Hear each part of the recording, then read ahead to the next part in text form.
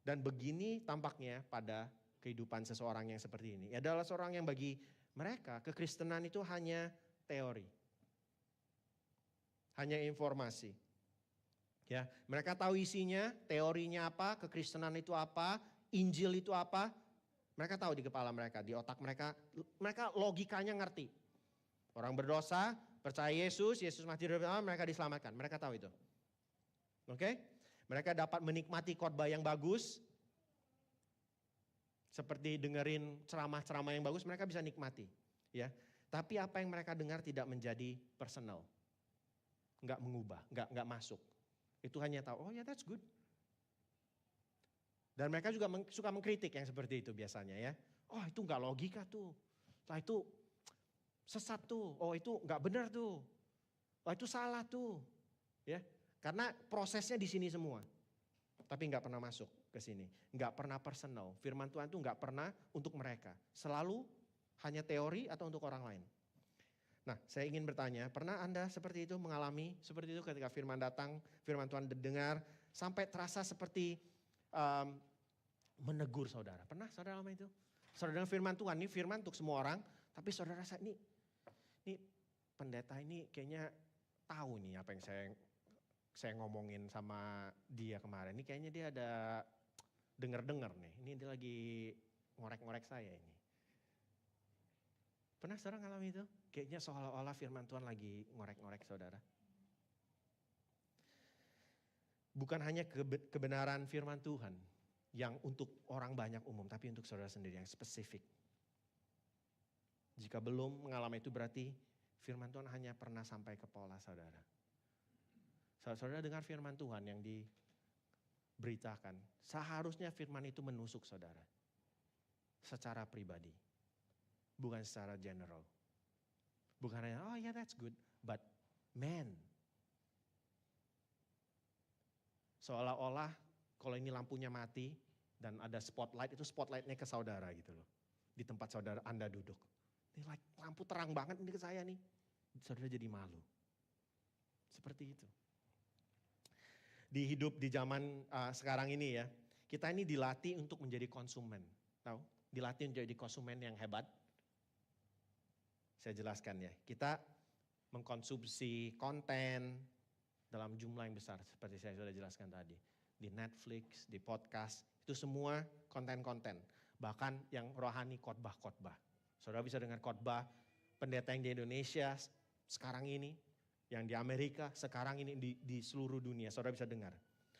Saudara bisa dengar khotbah saat saudara mengendarai mobil saudara. Saat saudara di toilet pun saudara bisa lakukan itu. Saudara masak di rumah, di kitchen saudara bisa dengarkan firman Tuhan. Kita punya semua itu. Kita menjadi konsumen informasi. Kita sangat mahir dan hebat dalam mengkonsumsi. Tapi kita sangat buruk dalam hal berubah. Berapa banyak yang kita konsumsi dan berapa banyak yang berubah dari apa yang kita konsumsi? Sangat sedikit. Benar? Kalau perubahan kita itu sepadan dengan apa yang kita konsumsi, wah kita ini udah orang hebat semua. Orang-orang yang gak gampang disakiti. Orang-orang yang gak gampang khawatir. Orang-orang yang gak pelit. Masalahnya kita masih seperti itu karena apa yang kita konsumsi dan yang berubah itu dikit sekali. Gak ada 1% mungkin. Jadi kita sangat mahir dalam mengkonsumsi, sangat buruk dalam perubahan. Jadi tanah yang keras itu sebenarnya gak menolak Injil mentah-mentah. Mereka gak agresif terhadap Injil. Mereka hanya senang menerima informasi tanpa transformasi. For as long as I don't have to do anything, for as long as I don't have to change, for as long as I don't have to sacrifice, that's good. Jadi pertanyaannya untuk kita pagi hari ini bukan apakah kamu tahu Injil. Tetapi pertanyaan adalah apakah Injil telah mencengkram hati saudara pada pagi hari ini. Tanah yang kedua, tanah yang berbatu. Yang jatuh di tanah yang berbatu-batu itu adalah orang, ini ayat 13, yang setelah mendengar firman itu menerimanya dengan gembira, tapi mereka tidak berakar. Mereka percaya sebentar saja dan dalam masa pencobaan mereka murtad. Ini tanah yang kedua, tanah yang berbatu. Nah, kita perlu berhati-hati di sini karena di atas permukaan orang dengan tanah yang berbatu itu seperti orang yang paling hidup dan bergairah, berapi-api. Oke? Tidak hanya mereka menerima firman Allah, mereka menerimanya dengan sukacita. Dikatakan di sini ya, mereka bergembira. Mereka aktif. Mereka enggak dingin atau seperti yang tanah pertama, mereka enggak teoritis. Seperti tanah yang keras tadi. Namun Yesus menyebutkan tanah ini, tanah yang berbatu, artinya apa? Tanah yang berbatu itu dangkal. Tanahnya enggak banyak, soilnya itu very shallow. Ini alasannya, kenapa tanah yang berbatu itu tanah yang dangkal. Ketika pencobaan datang, orang yang seperti ini, tanah yang seperti ini mereka akan lari. Saat pencobaan datang. Saat everything is fine, that's good. Ketika terik matahari, kita terik panas, kehidupan menghantam hidup mereka, membakar hidup mereka. Apa yang berharga dalam hidup mereka, apa yang mereka cintai dalam hidup mereka, mulai terbakar oleh panas pencobaan.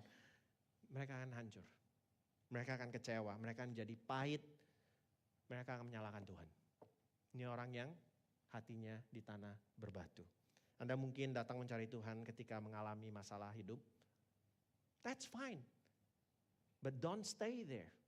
Ada kita yang datang percaya pada Tuhan karena saat kita mengalami masalah hidup. Kita mempunyai masalah yang besar, kita datang kepada Tuhan.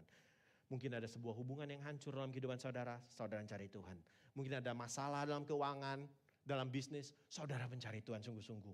Ada kesulitan dalam rumah tangga, saudara mencari Tuhan dengan sungguh-sungguh. Anda datang kepada Yesus dengan suatu kebutuhan dalam segala keputusasaan saudara. Anda datang ke gereja, Anda berdoa, bahkan berpuasa, Anda mulai baca Alkitab, Anda mulai rajin, Anda sungguh-sungguh hatinya tergerak untuk mengasihi Tuhan. Sebab saudara pengen sesuatu berubah. Benar? That's fine. Tapi keadaan saudara membaik. Pernah saudara alami itu? Saudara bersungguh-sungguh datang pada Tuhan saat saudara bermasalah dan saudara mengalami perubahan masalah menjadi baik. Kondisi ekonomi jadi baik. Hubungan menjadi baik. Saudara pernah alami itu? Ada perubahan yang terjadi menjadi lebih baik? Lalu apa yang terjadi? Apakah saudara lebih bersungguh-sungguh lagi? Yang dangkal ini enggak. Mereka bilang, gue udah mulai enak. Mereka pelan-pelan mulai menjauh. Perlahan-lahan saya bilang, bukan, saya sudah diberkati, saya kabur. Enggak, perlahan-lahan. Anda mulai kurang aktif, intensitinya mulai berkurang, dan akhirnya menghilang. Orang dengan tanah yang berbatu menginginkan solusi, bukan savior. They are after a solution, not a savior. Mereka mau solusi, bukan juru selamat. Itu yang mereka cari. Mereka datang dengan masalah mereka mau solusi. Mereka lihat Tuhan Yesus adalah seorang sosok yang dapat memberikan jawaban, solusi kehidupan dalam kehidupan mereka. Bukan juru selamat. Bukan raja, bukan Allah. Konteks budaya kita, kita ini sekarang hidup dalam budaya yang menjual suasana. Ngafe aja menjual suasana, benar? Kadang makanannya, kopinya gak enak tapi suasananya enak, kita tetap datang, benar? It's Instagrammable. Right? Kita menjual suasana. Konser itu menjual suasana. Festival secara imersif. Ngerti ya? Kita dalam budaya yang seperti itu. Suasana. Sampai gereja pun seperti itu. Karena gereja mencoba bersaing. Kalau gereja, experience-nya, suasananya itu enggak bersaing dengan yang di luar sana, orang nggak mau, kita nggak bisa menarik orang. Wah ini terlalu terang ini, nggak boleh, harus redup sedikit, gitu kan? Suasana, supaya pas dengar firman itu bisa lebih ngena gitu loh, ya kan? Suasana. Jadi gereja pun mulai mencoba menawarkan suasana. Itu dangkal. Orang dengan senang hati, but it works. It works kenapa? It works untuk menarik orang. Orang tuh coffee shop lah, dengan mudah, coffee shop ya. Satu coffee shop suasananya, atmosfernya, mantep. Kopinya ini biasa saja, harganya $10. Yang di sebelah, kopinya ini enak, not bad. But man, suasananya nggak ada man. Itu terang benderang, bener terang benderang. Ada jerawat tuh kelihatan jelas karena saking terang benderangnya. Tapi kopinya $3. Yang rame yang mana? Yang $10. Karena kita mencari suasana. Dan jangan sampai kita begitu terpengaruh oleh budaya kita juga ke gereja dengan seperti itu. Wah, suasananya kurang enak. Ini gak ngangkat men. Apa yang mau diangkat? Meja. Itu mencari suasana, itu dangkal. Dan kita seperti itu karena budaya kita seperti itu. Culture kita sekarang seperti itu. Orang seperti itu, perasaan yang mencari suasana itu benar, itu nyata, itu real. Benar ya, itu real, itu enggak dibuat-buat, itu real. Itu membuat saudara lebih gimana gitu. Tapi itu enggak last. Itu enggak lasting. Itu membuat saudara berubah saudara, ini bagaimana? Itu sungguh, itu enggak dibuat-buat. Tapi saudara keluar dari sana, apa? Hilang. Terus saudara pengen lagi, minggu depan ya balik lagi. You get hooked for atmosphere, you get hooked for those experience. But nothing to do with God. Nothing to do with Jesus. Nothing to do with changing and transformation. Nggak ada itu, jauh semua. Jadi mengapa saudara Anda hadir pada pagi hari ini? Apa yang saudara kejar? Apa yang saudara cari pada pagi hari ini? Ada jawaban yang salah, ada jawaban yang benar. Ya, jawaban yang benar seperti ini. Saudara datang karena saudara tahu siapa tuannya saudara. Who owns you? Who you belong to? Saudara itu milik siapa? Saudara tahu. Saya adalah milik Kristus, maka saudara di sini. Mau ngangkat, mau enggak, mau suasananya, doesn't matter. I come to worship Jesus because He is my Lord. He is my King. I belong to Him. I belong to Him. Menjadi milik Kristus berarti Anda akan tetap tinggal, diam di sana ketika perasaan atau suasana itu hilang sekalipun. Walaupun, nggak kena nih, nggak ngangkat nih. Who cares? Anda tetap tinggal ketika pencobaan datang, ketika masalah datang. Anda tetap tinggal ketika hidup saudara begitu luar biasa, financial saudara begitu sukses, saudara gak perlu Tuhan sebenarnya. Saudara pikir duit gue udah banyak, hidup gue enak, keluarga gue baik-baik saja. Seolah-olah gue gak perlu Yesus, saudara tetap tinggal sebab saudara tahu saya milik Kristus. Tanah yang ketiga, itu tanah yang berduri. Ayat 14, yang jatuh dalam semak duri adalah orang yang mendengarkan firman itu dan dalam pertumbuhan selanjutnya mereka terhimpit oleh kekhawatiran dan kekayaan dan kenikmatan hidup sehingga buah mereka tidak matang. Ini tanah yang paling miserable dari semua tanah. Ya, dua tanah yang pertama pas enak mereka di sini, pas gak enak mereka cabut. Ya kan? Senang-senang aja. Ya kan? Mereka nyembah Tuhan lagi enak, mereka lagi gak senang, mereka keluar. Oke-oke aja. Nah yang ketiga ini miserable. Miserable banget. Ini tanah yang paling gak nyaman. Dan paling sulit sebenarnya untuk diagnosis. Dan ini yang paling banyak dalam gereja. Tanah yang ketiga ini. Orang dengan yang tanah yang keras tadi yang pertama, itu gak benar-benar terlibat dalam kehidupan kekristenan, enggak. Mereka hanya duduk menerima saja, gak terlibat. Orang yang kedua, tanah yang berbatu, itu juga toh akhirnya pas keadaan mulai susah atau keadaan mereka mulai membaik, mereka hilang, benar? Jadi mereka nggak benar-benar terlibat. Sebenarnya mereka ini yang tanah yang pertama ini bukan orang Kristen. Ngomongnya Kristen, Indonesianya Kristen KTP gitu kan. Nggak benar-benar Kristen. Nah yang ketiga ini orang Kristen. Di gereja seperti saudara dan saya pada pagi hari ini. Ya. Tapi kita adalah tanah yang berduri kalau seperti ini. Mereka orang yang percaya, di gereja, berkomitmen mengasihi Yesus. Saudara berkomitmen, tik. Orang percaya, yes. Di gereja, yes. Mengasihi Yesus, yes. Enggak kemana-mana. Saudara di sini udah 3 tahun, 5 tahun, 10 tahun, gak kemana-mana. Saudara gak kemana-mana. Saya mengasihi Tuhan Yesus kok ya, saudara gak kemana-mana. Right? Namun Tuhan Yesus bilang, yang seperti ini tapi buahnya gak matang. Maksudnya buah gak matang ini apa? Buahnya busuk. Gak sampai bisa dinikmati. Either gak ada buah atau gak matang, busuk. Gak bisa dinikmati. Kenapa? Karena dihimpit oleh duri-duri. Nah kita juga gak perlu menebak-nebak, menerka-nerka. Ini duri-duri maksudnya apa ya? Tuhan Yesus kasih tahu kok. Tuhan Yesus jelaskan duri-duri ini apa. Apa duri-duri? Duri-duri ini bukan penderitaan. Sering kita pikir, oh ini pencobaan. Saya dipecat, ini duri. Bukan itu, saudara, bukan itu. Apa itu duri-duri? Bukan penganiayaan, bukan pencobaan, bukan penderitaan. Tuhan Yesus menjelaskan dengan jelas ayat ke-14.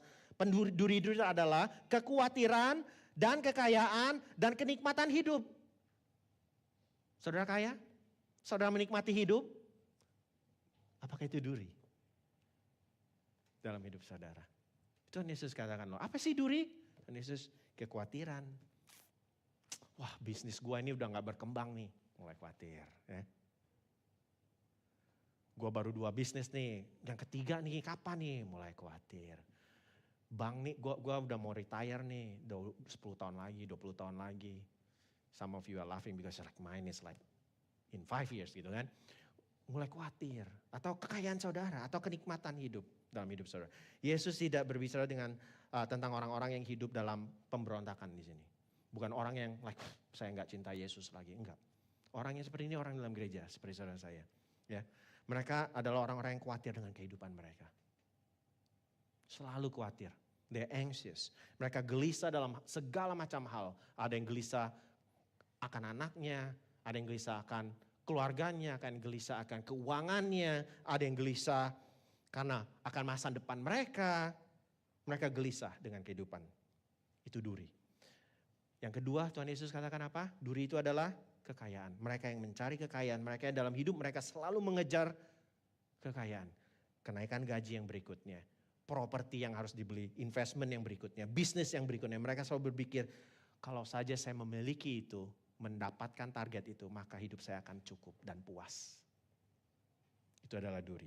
Ketiga Tuhan Yesus apa? Bilang, duri yang ketiga, kenikmatan hidup. Kenikmatan itu bukan soal kemewahan, bukan soal like luxury lifestyle. No. Tapi mencari kehidupan yang nyaman, yang gampang, yang easy, yang convenient. Weekend yang penuh dengan kenyamanan. Kaki naik di sofa, nonton Netflix, minum kopi. Nggak mau pusing dengan yang lain.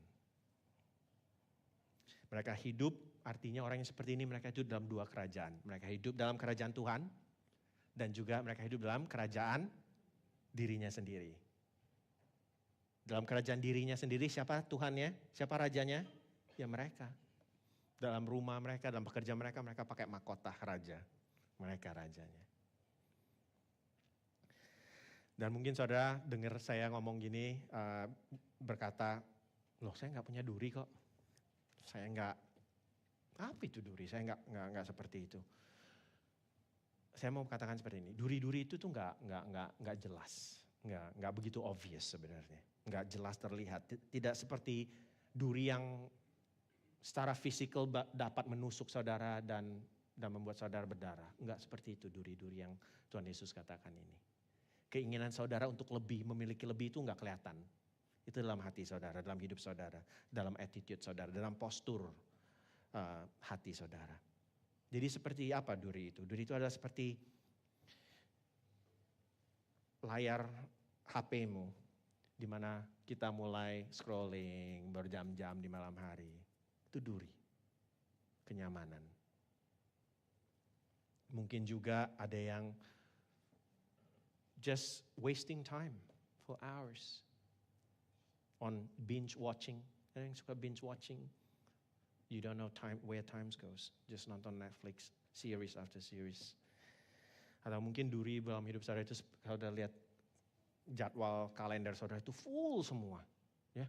Kerja, bisnis, investment, jemput anak, do this, belajar ini, belajar, like full. Nggak ada waktu untuk hal yang lain. You are so driven. Kelihatannya positif sih. You are so driven, determined. But there's no room, nggak ada ruangan untuk hal yang lain dalam kehidupan saudara. You are so driven. Saudara sedang melayani apa? Kerajaan saudara. Mereka mengasihi Allah karena apa yang bisa Allah lakukan untuk mereka, bukan karena pribadi Allah. Orang yang melayani dua kerajaan ini seperti itu. Mereka menghampiri Tuhan karena Tuhan itu bermanfaat buat mereka.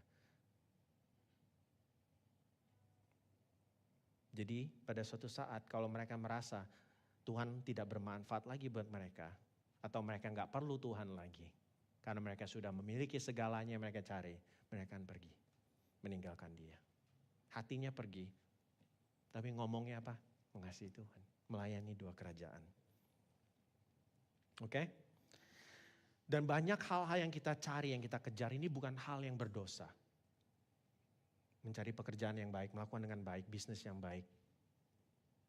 Anak-anak, keluarga, istri. Itu bukan hal-hal yang buruk. Tetapi itu dapat menghasilkan noise ya. It will crowded your life. Menghimpit saudara seperti duri-duri itu. Menjadi noise dalam hidup saudara. Sehingga firman Tuhan itu gak bisa masuk lagi dalam hati saudara dan merubah saudara.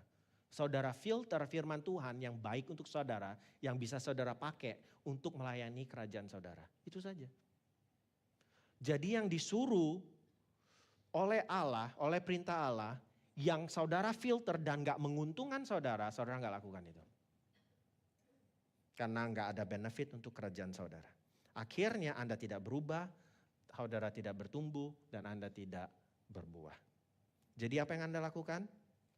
Jika Anda seperti itu, saya yakin sebagai orang Kristen, kalau saudara sudah Kristen lama, saudara pernah mengalami seperti ini. Apa yang kita lakukan? Saya yakin banyak dari kita pernah mencoba, saya akan bertekad lagi. Saya akan bersungguh-sungguh lagi, benar? Pulang saya harus bertobat. Bahkan sekarang saya ingin bertobat, pulang saya mulai cari itu Alkitab yang sudah 3 tahun hilang, gak tahu kemana. Ya, atau kurang lagi sel. Kekurang, beli yang baru gitu kan. Bertekad. Oke?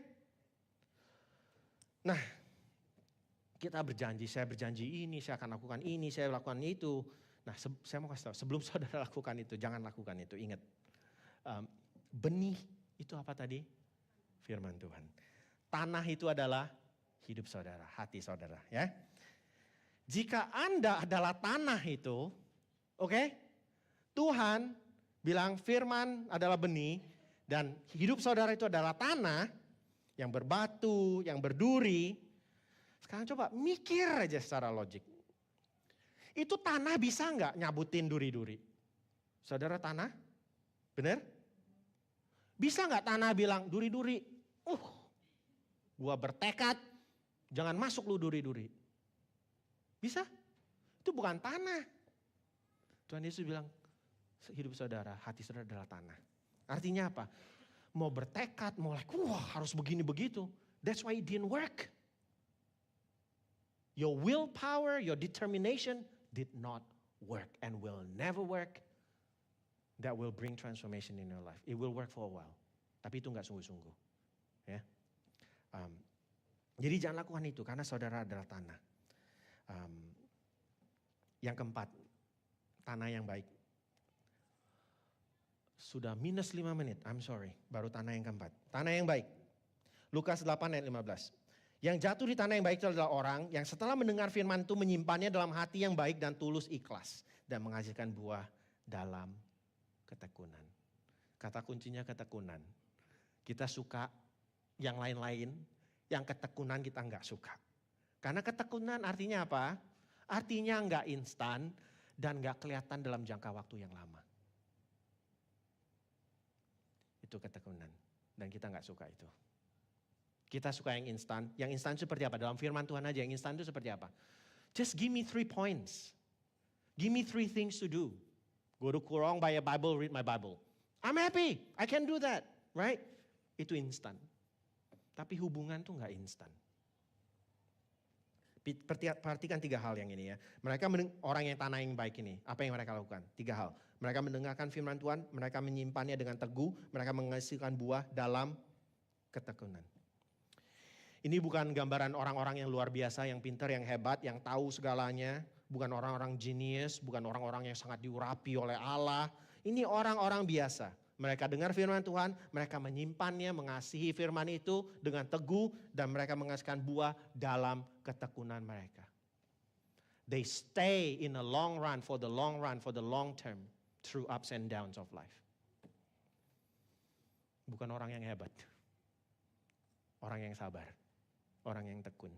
Ini adalah gambaran orang-orang yang memiliki sikap atau postur hati tertentu terhadap firman Tuhan. Mereka mendengarkan, menerima dengan jujur.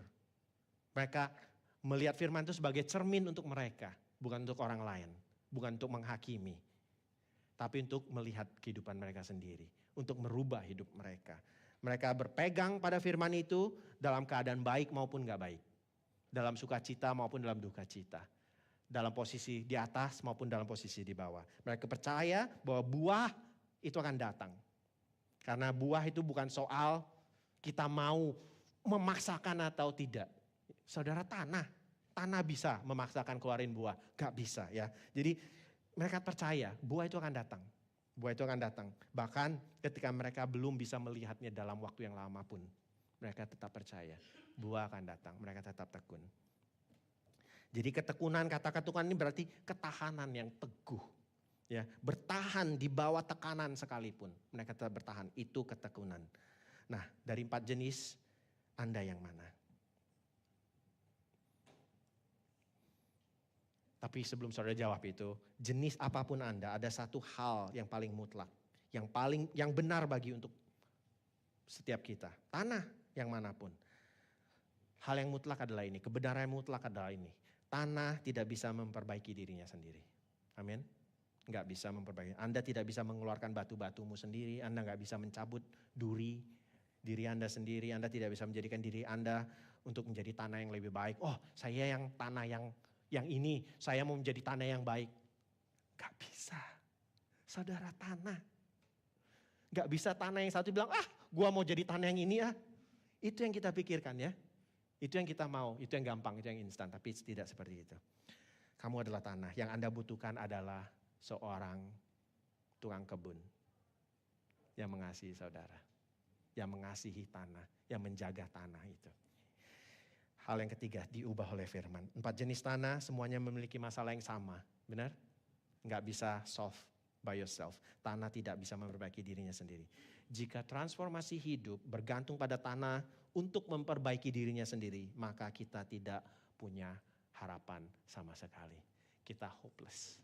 If it depends on us, if your fruitfulness, jika saudara berbuah dan bertumbuh itu tergantung dari saudara, maka saudara hopeless. I'm just gonna say it. Sia-sia semua apa yang saudara coba lakukan.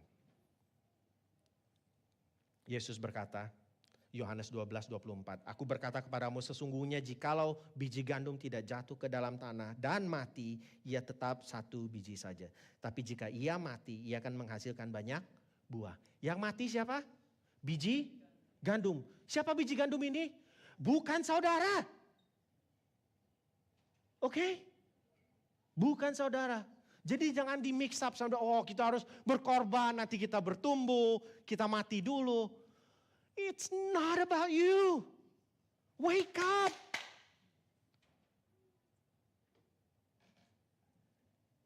Tuhan Yesus ini ngomongin siapa? Biji gandum ini siapa? Yang mati, yang masuk. Firman. Yohanes 1 bilang siapa? Siapa itu firman? Anak Allah itu sendirilah firman. Tuhan Yesus lagi ngomongin diri dia.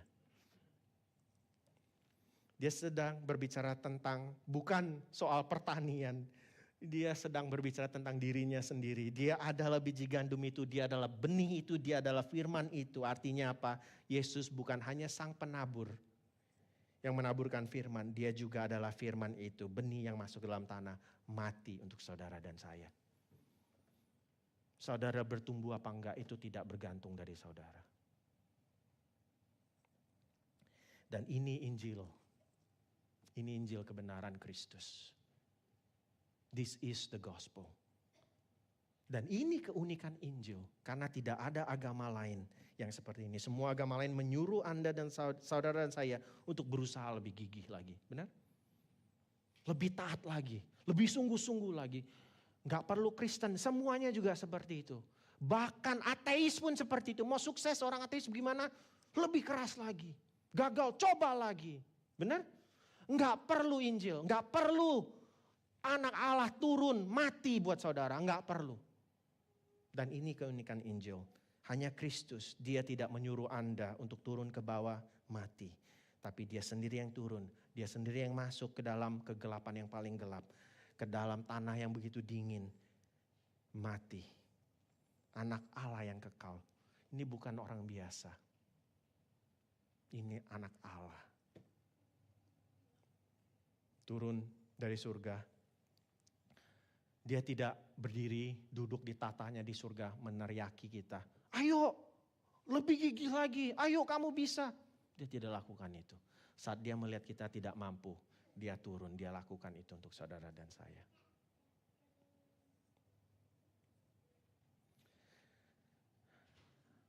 Tanah penderitaan dia alami. Tanah pengkhianatan dia alami. Bahkan tanah di atas kayu salib dia juga alami. Di sana, di tempat yang seolah-olah kelihatan oleh mata jasmani sepertinya suatu akhir yang mengecewakan, yang mengerikan dan mengecewakan. Tapi dia bangkit. Benih yang masuk tanah, orang lihat, nggak ada apa-apanya. Lalu tumbuh. Dia masuk dalam kubur, orang bilang, udah gak bisa apa-apa lagi. Mana janjinya? Dia keluar dari kubur. Jadi pertanyaan buat kita sebenarnya saya trik saudara. Bukan apa, tanah jenis apa Anda pada pagi hari ini. Bukan itu pertanyaannya. Tapi pertanyaannya adalah ini, apakah Anda tahu apa yang benih itu telah lakukan untuk saudara dan saya? Itu pertanyaannya. Saudara percaya itu? Saudara tahu itu? Benih yang sudah masuk, mati buat saudara saya. Do you know that? Dia adalah benih, dia adalah firman, dan dia juga adalah tukang kebun. Seorang tukang kebun yang mengasihi saudara dan saya. Dia tidak hanya meneriakkan instruksi, perintah-perintah kepada saudara, peraturan dari surga. Tapi dia masuk, dia berlutut di atas tanah, dia keluarin batu-batu. Dia keluarin duri-duri. Dia lakukan itu dengan tangan dia sendiri. Pagi ini izinkan saya untuk menyampaikan apa yang tukang kebun tawarkan untuk Anda dan saya. Jika hati saudara keras, seperti tanah yang berbatu ataupun penuh dengan duri. Jika sampai selama ini Injil itu hanya pengetahuan, saudara tahu apa yang saya kabarkan pada pagi ini, saudara sudah tahu, sudah pernah dengar berulang-ulang kali. Jadi bukan soal pengetahuan, jika Anda sudah mengetahuinya di kepala tapi belum pernah menyentuh dalam hati, mengubah hidup saudara, saya ingin saudara dengar ini. Batu besar yang menutup kubur Yesus tidak dapat menahan dia. Dia menembus tanah yang keras, dia melakukan itu 2000 tahun yang lalu. Dan dia masih melakukan hal itu saat ini juga. Dalam kehidupan saudara. Dalam hati saudara. Dalam tanah yang berbatu-batu itu. Dalam tanah yang terhimpit oleh duri itu. Dia sedang lakukan itu. Jadi jangan takut untuk datang kepada Yesus pada pagi hari ini. Jangan lelah untuk datang kembali kepadanya. Sebab dia tidak pernah lelah untuk menerima saudara kembali. Tapi jangan datang dengan tekad saya akan lebih baik lagi. Karena saudara dan saya tahu itu munafik. Kita sudah gagal 1000 kali. What makes a difference now? Bukan tekad saudara. Tapi justru saudara sekarang datang dengan segala kelemahan saudara. Saudara datang bukan dengan saya bisa. Saudara datang karena saudara tahu saya tidak bisa. Saudara gak perlu kuat. And that's the gospel. Do you know what you need to be saved by the gospel. Saudara tahu apa yang saudara perlukan? Nothing. Namun itu yang paling susah. Karena kita selalu ingin membawa something.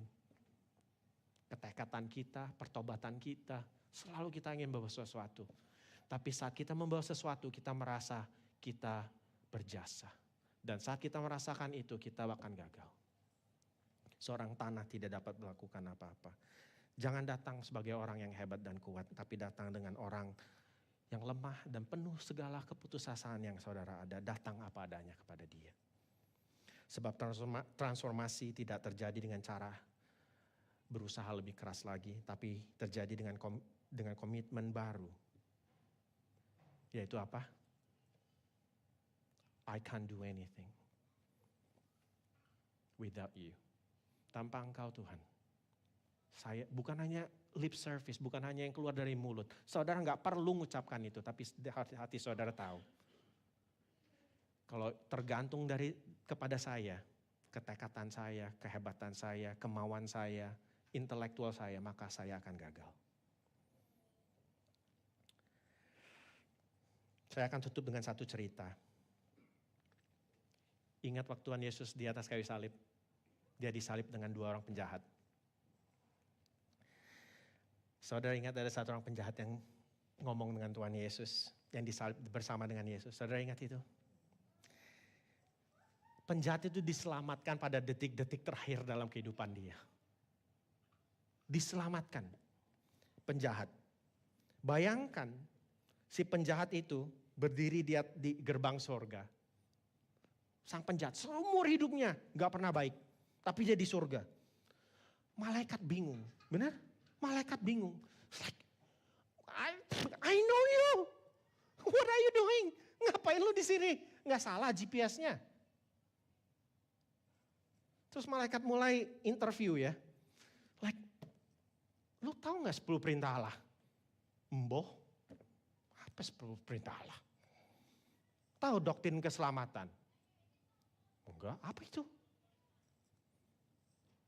Nah, bingung nih, malaikat mulai bingung. Nih ngapain di surga?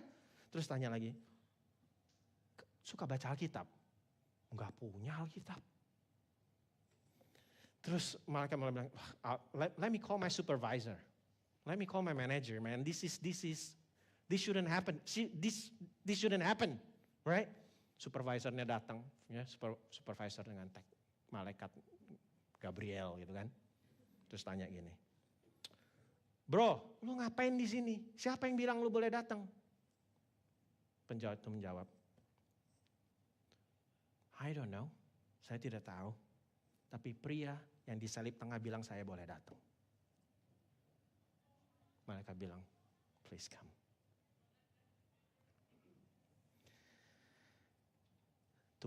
Sang Tuhan kebun yang mengasihi saudara tidak berhenti bekerja.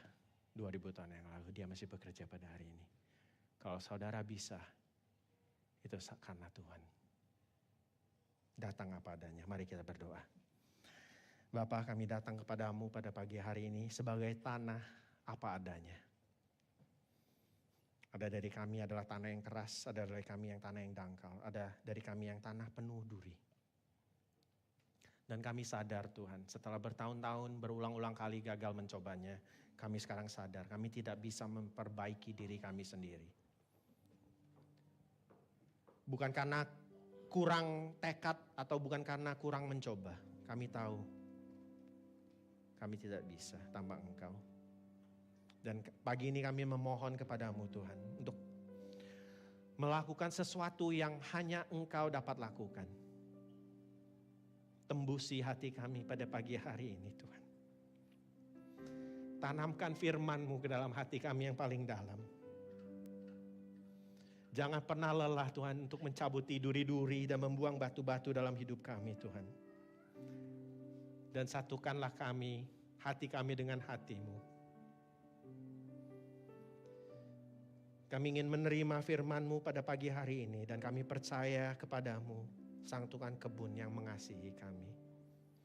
Bukan hanya kepada janji-janji yang akan datang, tapi setelah kami melihat apa yang Kau sudah kerjakan dalam kehidupan kami, dan apa yang Kau sudah lakukan 2000 tahun yang lalu, kami percaya Engkau bukan hanya Allah yang penuh kuasa, tapi Engkau Allah yang penuh sabar dan penuh kasih. Di dalam nama Yesus kami berdoa. Amin.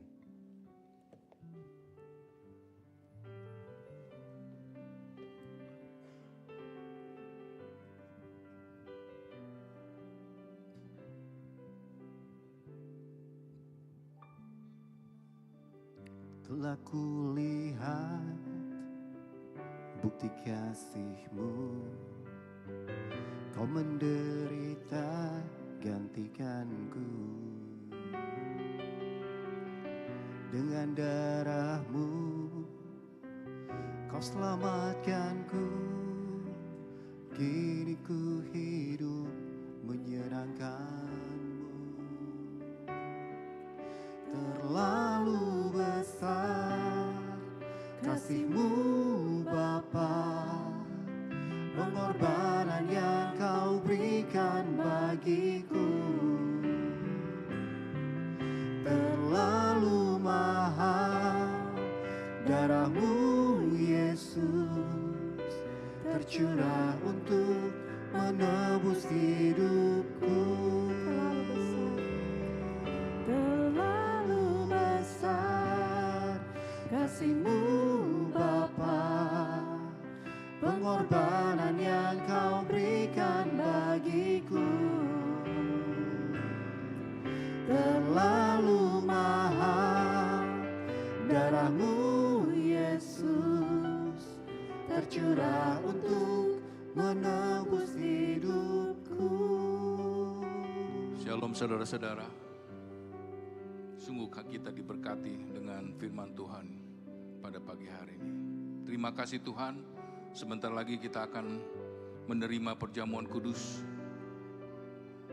Bagi yang secara online saya persilakan untuk mempersiapkannya. Nanti kita akan sama-sama berdoa dan mengucap syukur.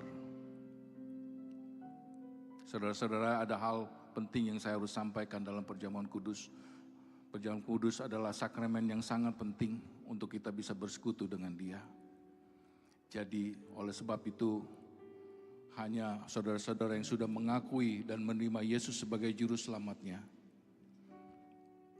untuk masuk dalam perjamuan kudus ini. Jadi bagi yang belum, untuk tidak mengambil roti dan cawan yang akan dipersekutukan nanti. Mari kita satukan hati, kita berdoa. Kita tundukkan kepala. Terima kasih Tuhan kalau kami masih diberi kesempatan untuk memakan dan meminum melalui perjamuan kudus ini Tuhan, untuk bersekutu dengan Engkau. Terima kasih Tuhan, berkati kami semua Tuhan yang ada di sini dan juga yang secara online Tuhan. Urapi pelayan-pelayananmu yang akan melayani perjamuan kudus ini Tuhan. Di dalam nama Bapa, Anak dan Roh Kudus, kami berdoa dan mengucap syukur agar roti ini dipersekutukan dengan tubuh-Mu dan cawan anggur ini dengan darah-Mu. Dalam nama Tuhan Yesus, haleluya, amin. Telah kulihat bukti kasih-Mu, Kau menderita gantikanku. Dengan darah-Mu Kau selamatkanku. Kini ku hidup menyenangkan-Mu. Terlalu besar kasih-Mu Bapa, pengorbanan yang Kau berikan bagiku. Terlalu mahal darah-Mu Yesus, tercurah untuk menebus hidupku. Bagi saudara-saudara yang sudah menerima roti, saya persilakan untuk bangkit berdiri. Pengorbanan yang Kau berikan bagiku. Terlalu mahal darah-Mu Yesus,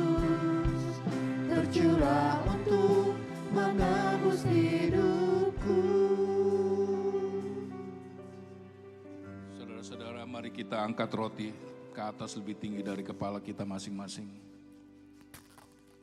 Pada malam perjamuan terakhir, Tuhan Yesus memecah-mecahkan roti, mengucap syukur dan memberikan kepada murid-muridnya dan berkata, "Inilah tubuhku yang diserahkan bagi kamu.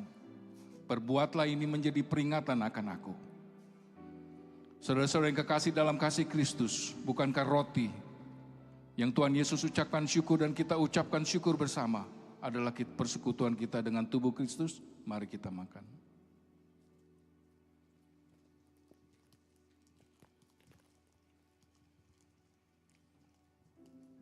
Terima kasih Tuhan. Mari kita angkat cawan ke atas lebih tinggi dari kepala kita masing-masing.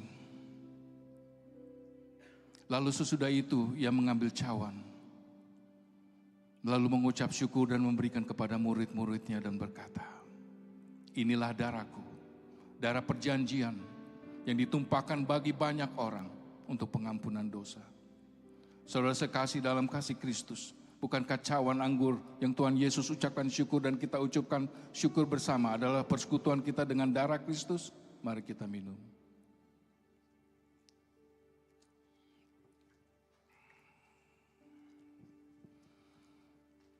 Terima kasih Tuhan. Terima kasih atas kasih karunia-Mu, pengorbanan-Mu di kayu salib, dan pengampunan dosa yang Kau berikan kepada kami semua Tuhan.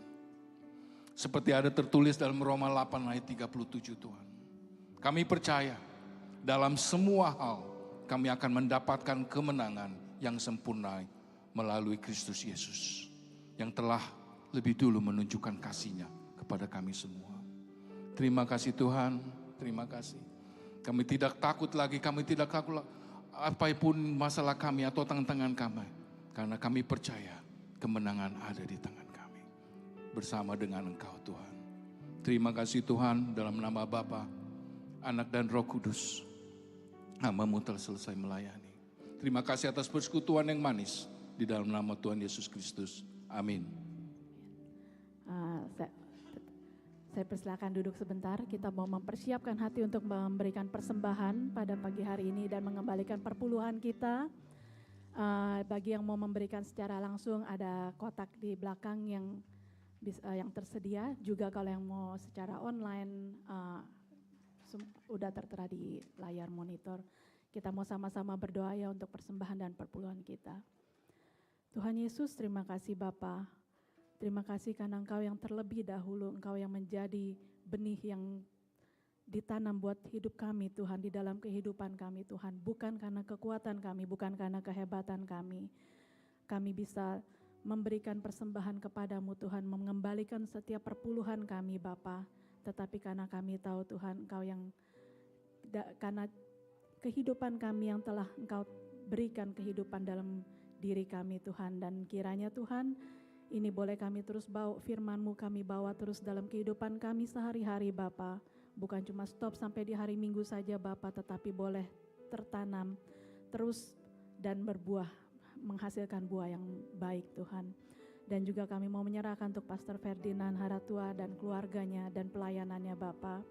Kiranya Tuhan Engkau yang terus menyertai keluarga ini Tuhan.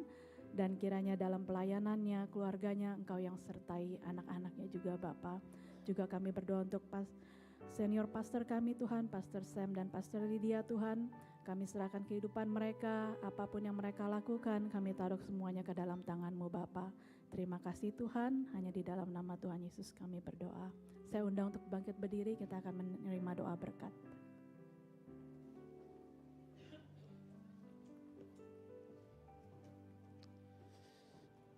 Terimalah berkat dari Tuhan. Firman Tuhan berkata seperti ini, akan hal ini aku yakin sepenuhnya bahwa Ia, Sang Anak Tunggal yang telah memulai pekerjaan yang baik di antara kamu, akan meneruskan sampai pada akhirnya, pada hari Dia datang kembali menjemput saudara dan saya. Pulanglah dengan keyakinan itu bahwa Sang Tuhan kebun yang mengasihi saudara belum selesai bekerja. Dalam nama Yesus.